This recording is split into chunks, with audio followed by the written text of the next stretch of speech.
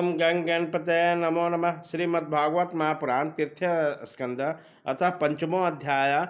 विदुर जी का प्रश्न, मैत्रेय जी का सृष्टि क्रम वर्णन। श्री शुक्रवाच द्वारी धुनदा ऋषम करुणांग मैत्रेय मासिंगन नगाद बोधम चतुपस्त्राच्युत भाव शुद्धं प्रपच्छ स्वशील गुणाभितृप्त। श्री सुखदेव जी कहते हैं, परम ज्ञानी मैत्री मुनि हरिद्वार क्षेत्र में विराजमान थे। भगवत भक्ति से शुद्ध एवं हृदय वाले विदुर जी उनके पास जा पहुँचे और उनके साधु स्वभाव से आप्यायित होकर उनसे पूछा। विदुर जी ने कहा, भगवान, संसार में सब लोग सुख के लिए कर्म करते हैं, परंतु उससे न तो उन्हें सुख मिलता है न उनका दुख दूर होता है, बल्कि उनसे भी उनके दुख की वृद्धि होती है। अतः इस विषय में क्या कहना उचित है, यदि आप मुझ पर कृपा करके बताइए।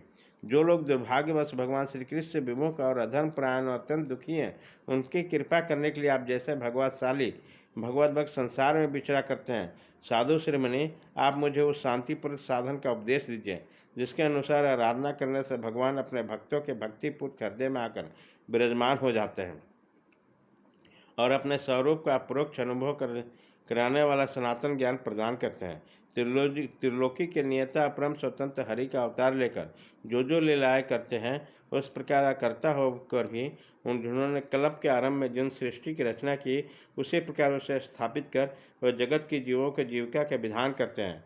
फिर जिस प्रकार उसे अपने हृदयकाश में लीन लेकर वृत्तिशून्य होकर जोग माया का आश्रय लेकर शयन करते हैं, और जिस प्रकार जोगेश्वर प्रभु एक होने पर भी ब्रह्मांड में अंतर्जामी रूप में अनुपृष्ट होकर अनेक रूपों में प्रकट होते हैं, वह सब रहस्य आप हमें समझाइए।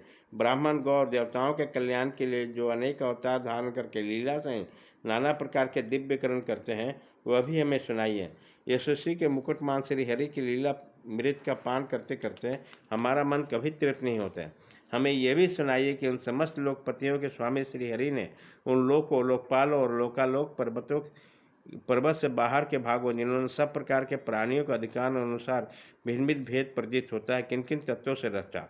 द्विज सर, उन विश्वकर्मा स्वयं श्री नारायण ने अपनी प्रजा के स्वरूप, क्रम, ज्ञान, रूप और नामों के भेद से किस प्रकार रचना की। भगवान, मैंने श्री व्यास जी के मुख से ऊंच नीच वर्ण के धर्म में तो कई बार सुना है, किंतु आप श्री कृष्ण कथामृत के प्रवाह को छोड़कर अन्य स्वल्प सुखदायक धर्मों से मेरा चित्त उब गया है। उन तीर्थपाद श्री हरि के गुणानुवाद से तृप्त हो भी कौन सकता है। उनमें तो नारद आदि महात्मागण भी आप जैसे साधु समाज में कीर्तन करते हैं, तथा जब ये मनुष्य के कर्ण रंध्रों में प्रवेश करते हैं, तब उनके संसार चक्र में डालने वाले घर गृहस्थी की आसक्ति काट डालते हैं।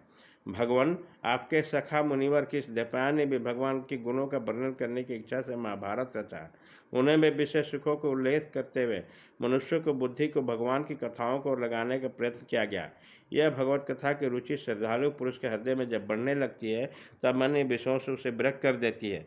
यह भगवान चरणों के निरंतर चिंतन से आनंदमग्न हो जाता है और उस पुरुष के सभी दुखों का तत्काल अंत हो जाता है। मुझे तो सोचने अज्ञान पुरुषों के लिए निरंतर खेद रहता है, जो अपने पिछले पापों के कारण श्री हरि की कथाओं से विमुख रहते हैं। हाय, काल भगवान उनके अमूल्य जीवन को काट रहे हैं और वे वाणी, देह, मन से व्यर्थ वाद विवाद, व्यर्थ चेष्टा, व्यर्थ चिंतन में लगे हैं। मैत्रेय जी, आप दिनों पर कृपा करने वाला है, अतः भौरा जैसे फूलों में रस निकाल लेता है, उसी प्रकार इन लौकिक कथाओं में से इनकी सारभूता परम कल्याणमय पवित्र कृति श्री हरि की कथाएं छाँटकर हमारे कल्याण के लिए सुनाइए। उन सर्वेश्वर ने संसार की उत्पत्ति, स्थिति और संहार करने के लिए अपनी माया शक्ति को स्वीकार करके रामकृष्ण आदि अवतारों के द्वारा जो अनेक अलौकिक लीलाएँ की हैं, वह सब मुनि सुनाई है। श्री सुखदेव जी कहते हैं, जब विदुर जी ने जीवों के कल्याण के लिए इस प्रकार प्रश्न किया, तब तो मुनिश्रेष्ठ भगवान मैत्रेय जी ने उनके साथ बहुत बड़ाई करते हुए कहा। श्री मैत्रेय जी ने कहा, साधु स्वभाव विदुर जी, आपने सब जीवों पर अत्यंत अनुग्रह करते हुए बड़ी अच्छी बात पूछी है। आपका चित्त तो सर्वदा श्री भगवान में ही लगा रहता है, तथापि इसमें श्री संसार में आपका बहुत सुयश फैलेगा। आप श्री व्यास जी के औरस पुत्र हैं, किंतु आपके लिए कोई बड़ी बात नहीं है। आप अन्य भाव से सर्वेश्वर श्री हरि के ही आश्रित हो गए।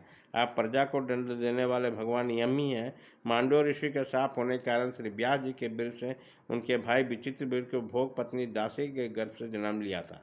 आप सर्वदा ही भगवान और उनके भक्तों का अत्यंत प्रिय हैं, इसलिए भगवान निर्धाम पदार्थ में आपको ज्ञानोपदेश करने की आज्ञा दे गए हैं। इसलिए अब मैं जगत की उत्पत्ति, स्थिति और लय के लिए जोगमाया के द्वारा विस्तारित हुए भगवान की लीलाओं का क्रमशः वर्णन करता हूँ। भागे खताम।